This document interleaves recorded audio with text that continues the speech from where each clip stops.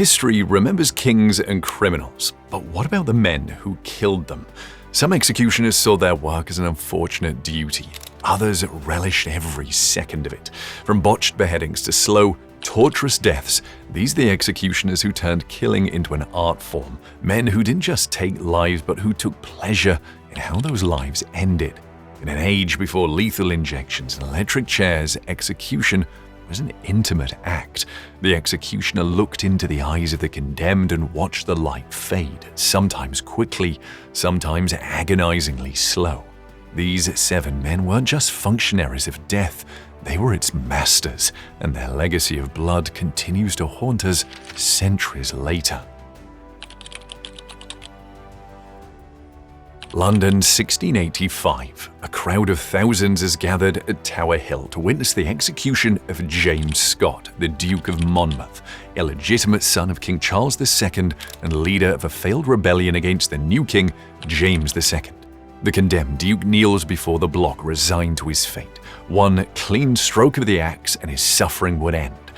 But fate had chosen Jack Ketch as his executioner. Ketch was England's most notorious headsman, not for his skill, but for his complete lack of it. As the axe fell towards Monmouth's neck, a collective gasp arose from the crowd.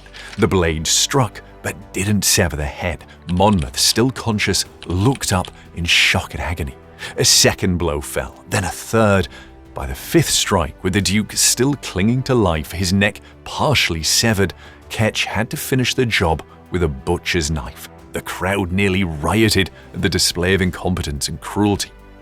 But was it incompetence? Many believe Ketch deliberately prolonged executions, especially for wealthy or noble prisoners. After all, executioners were often paid by the condemned for a quick death. A few extra minutes of suffering might loosen the purse strings of those waiting their turn.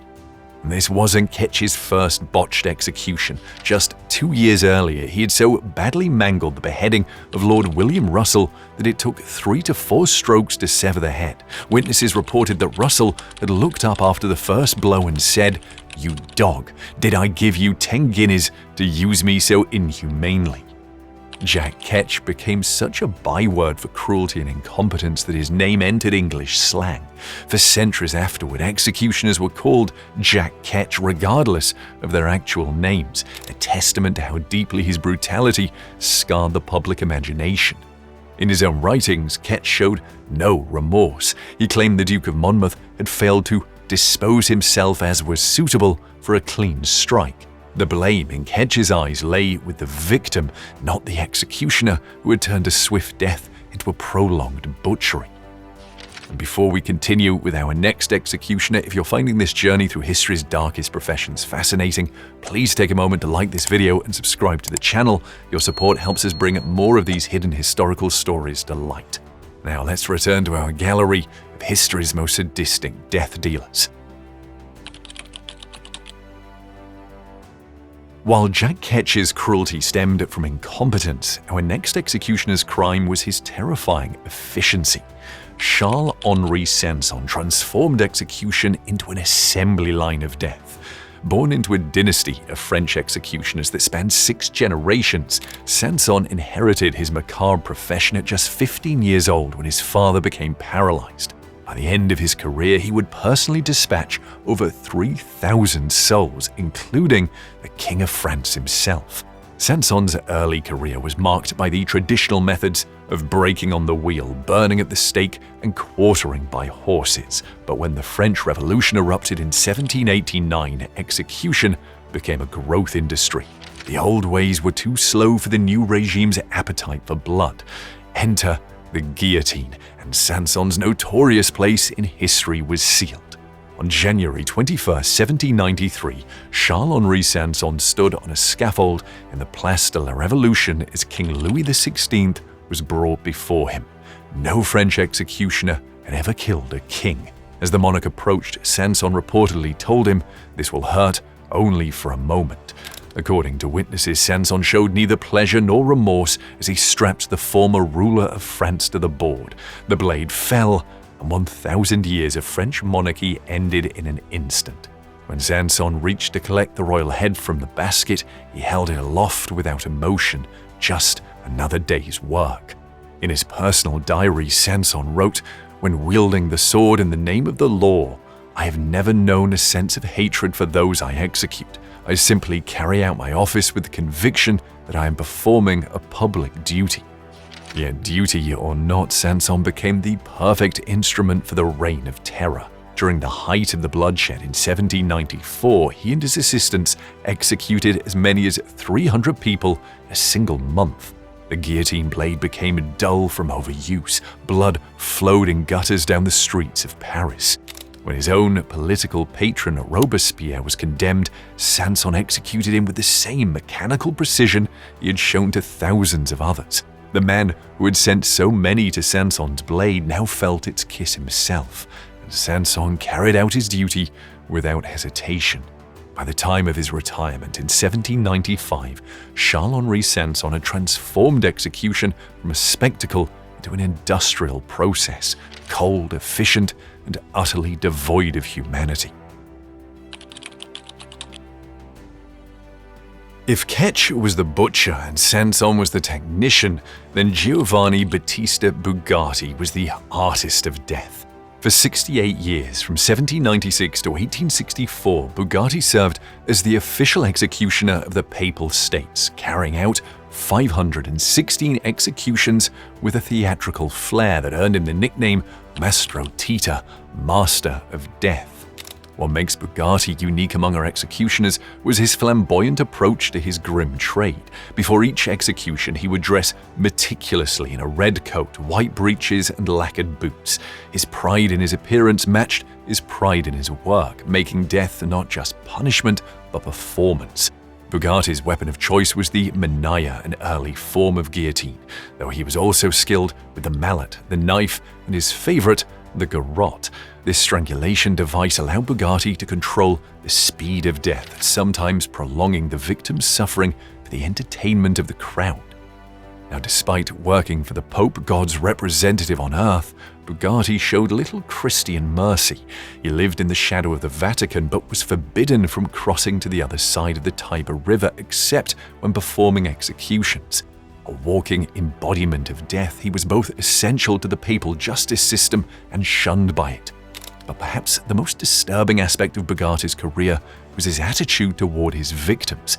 He kept meticulous records of every execution, including small souvenirs, a bit of clothing, a lock of hair, even personal effects, which he displayed in his home. For Bugatti, each death was a collector's item, a trophy to be displayed and remembered. When asked about his feelings toward his profession late in life, Bugatti reportedly said, "I am only the servant of the law. God will judge whether the law was just." But while he claimed to be merely a servant, Bugatti's elaborate execution rituals suggested something far more personal. A man who would turn killing into an art form and who took immense pride in his craft. While most executioners in history remain shadowy figures, Franz Schmidt of Nuremberg gave us something extraordinary, a window directly into the mind of a professional killer. For 45 years, from 1573 to 1618, Schmidt meticulously documented every one of his 361 executioners in a personal journal that survives to this day. Known as Meister Franz to the citizens of Nuremberg, Schmidt became executioner not by choice, but by force. His father had been compelled to take the position after witnessing a murder, and Franz inherited the family's new, dishonorable profession. Throughout his life, he fought to restore his family's reputation, even as he continued to take lives with brutal efficiency. Schmidt's diary reads like a catalogue of horror. Each entry includes the name of the condemned, their crime, and the method of execution. Hanged for theft, broken on the wheel for murder, burned alive for witchcraft. The entries continue page after page, year after year, a litany of suffering recorded in cold, precise German. What makes Schmidt's account so chilling is the clinical detachment with which he describes the most horrific punishments. Consider his description of breaking on the wheel.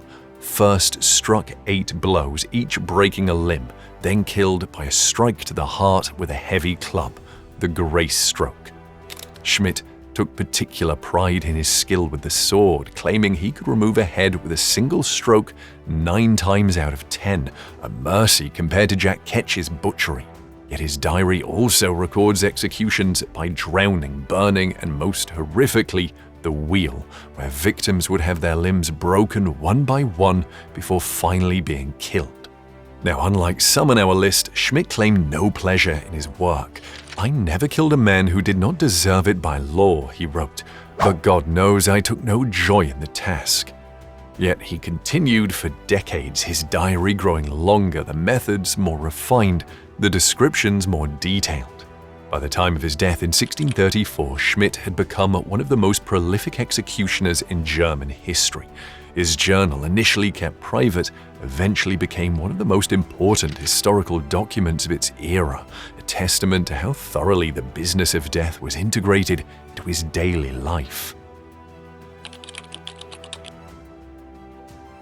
Some killers hide in the shadows, but none cast a longer shadow than Richard Brandon, the masked executioner who beheaded King Charles I of England in 1649. While his identity was officially a secret, history has pulled back the mask to reveal a man who turned regicide into profit. The execution of Charles I was unprecedented. No English monarch had ever been publicly executed before.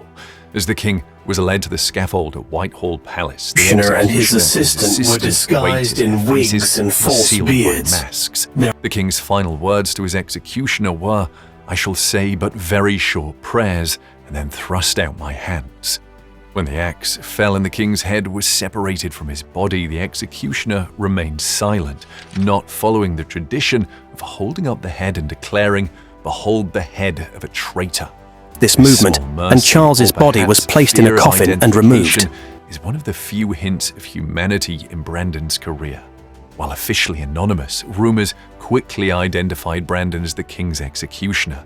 As the official hangman of London, he had the skills and position for the job. But what made Brandon particularly notorious was his approach to his profession. It was, first and foremost, a business. Brandon charged premium rates for his services. For beheading a nobleman, he would demand £30, approximately £5,000 in today's money.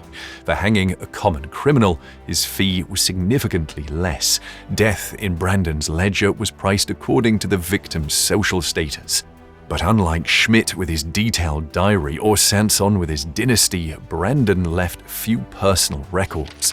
What we know comes primarily from his victims and witnesses. One pamphlet from 1649 described him as a ragman by trade that lived in Rosemary Lane, who had £30 for his pains, went away with the king's clothes and the coat the king wore. This mercenary approach, taking not just payment but souvenirs from the dead, marks Brandon as a professional who saw execution not as duty or art but as a transaction. Each death was a business opportunity, each victim a source of income. When Brandon died in 1649, just months after the king's execution, a contemporary noted that he died wretchedly and amidst the execrations of the people. And controversial, when brought before the specially created. Brandon's cold commercialization of death made him an object of hatred. The Sanson family dominated French execution for 6 generations, but Jean-Baptiste Sanson, the last of the dynasty, provides perhaps the most fascinating psychological case study. He was the executioner who came to hate execution. Born in 1804, Jean-Baptiste inherited the family business at a time when public opinion was turning against capital punishment. The guillotine, once a revolutionary symbol of equality in death, had become a bloody reminder of the terror's excesses, and Jean-Baptiste, unlike his grandfather Charles-Henri, found no comfort in the idea of duty. From the beginning of his career, Jean-Baptiste displayed a reluctance that bordered on sabotage. He was known to drink heavily before executions, sometimes appearing visibly intoxicated on the scaffold. Whether this was to numb his own conscience or to subtly protest his role remains debated by historians. In 1840, Jean-Baptiste broke with family tradition in a dramatic way. He publicly advocated for the abolition of the death penalty. In a society that still executed criminals regularly, the executioner himself arguing against execution was shocking. It was as if the sword had turned against the hand that wielded it. His personal papers reveal a man tormented by his inheritance. "My family has taken more than 3,000 lives," he wrote. "How many were guilty only of poverty or passion? How many innocent? The weight of this blood is my inheritance, and I find it unbearable." Jean-Baptiste's career ended not with retirement but with disgrace. His drinking worsened, leading to several botched executions.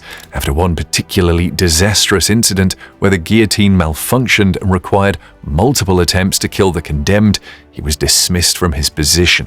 He died in poverty in 1863, having squandered the family fortune on alcohol and gambling, perhaps attempts to escape the psychological burden of his profession. The Great Execution dynasty ended not with glory, but with a broken man who had come to hate the very thing that defined his family for generations. Jean-Baptiste Sanson stands as a reminder that even executioners are human, and that the toll of taking lives can eventually break even those born to the trade.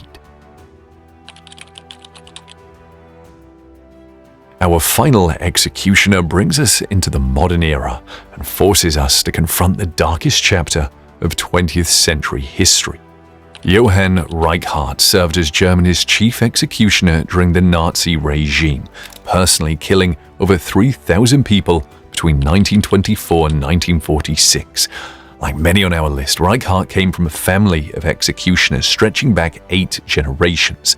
He began his career in the Weimar Republic as a conventional judicial executioner, but when the Nazis came to power in 1933, Reichardt's role expanded dramatically. Reichardt's method was the flamboyant, the German guillotine. He prided himself on efficiency, claiming he could execute a prisoner in less than 30 seconds from the moment they entered the execution chamber. During the height of Nazi terror, he reportedly executed 32 people in a single day, approximately one every 10 minutes. What distinguishes Reichardt is not just the scale of his killing, but its political context. While earlier executioners on our list served kings and popes, Reichardt served a genocidal regime. Many of his victims were not criminals in any traditional sense, but political prisoners, resistance fighters, and those deemed enemies of the state. Perhaps most disturbing was Reichardt's involvement in the White Rose executions, the killing of university students Hans and Sophie Scholl and Christoph Probst for distributing anti-Nazi leaflets. Witnesses reported that Reichardt seemed to take particular satisfaction in these executions, taunting the young victims before their deaths. Yet history's final twist for Reichardt came after Germany's defeat. In an extraordinary reversal, the American occupation authorities hired him to execute Nazi war criminals convicted in the Nuremberg trials. The man who had served the Nazi regime now executed its leaders, using the same mechanical precision he had employed for years. When questioned about his moral flexibility, Reichardt reportedly said, "The head is just a head, regardless of what was inside it." This chilling statement perhaps best encapsulates the mentality that allowed him to kill thousands without apparent remorse. Reichardt died in 1972, having never expressed regret for his role in the Nazi killing machine. To the end, he maintained he was simply doing his job, a defense that history has judged inadequate for the scale of his participation in tyranny.